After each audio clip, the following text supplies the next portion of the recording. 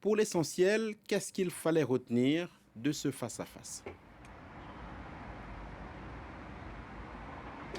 Alors oui, c'était la dernière ligne droite avant le second tour. Et encore une fois, le ton était extrêmement agressif entre les deux principaux rivaux, Luiz Inácio Lula da Silva et Jair Bolsonaro. Les deux candidats qui effectivement n'ont cessé de s'insulter, de se traiter mutuellement de menteurs. Mais finalement, il n'y aura pas eu tant de réelles propositions que ça.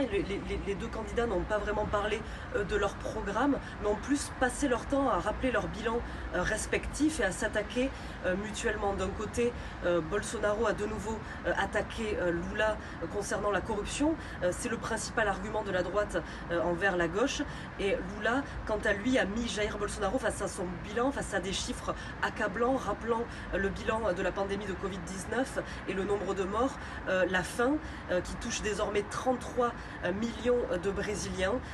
Mais effectivement, les candidats n'auront pas vraiment fait de réelles propositions. Alors en tout cas, l'enjeu de ce dernier débat avant le deuxième tour était plutôt non pas de convaincre les partisans des deux candidats, mais plutôt de convaincre les 20% de Brésiliens qui se sont abstenus lors du premier tour. 20% d'abstention, c'est énorme dans un pays où le vote est obligatoire de 18 ans à 70 ans.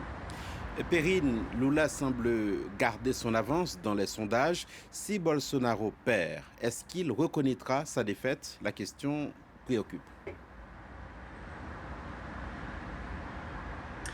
Alors oui, c'est une question centrale parce que depuis des mois, Jair Bolsonaro menace effectivement de ne possiblement pas reconnaître les résultats. Tout d'abord, il a obtenu un bien meilleur score lors du premier tour que ce que prévoyaient les sondages, ce qui a renforcé son discours contre les instituts de sondage, car Jair Bolsonaro n'a de cesse de répéter que les sondages ne reflètent pas la réalité électorale.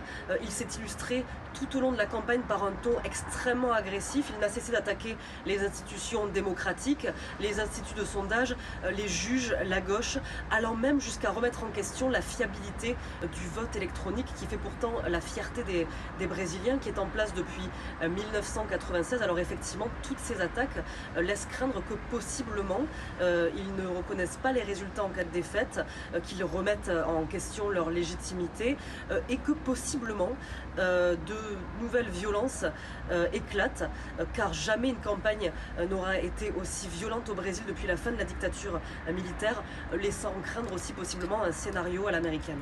Merci.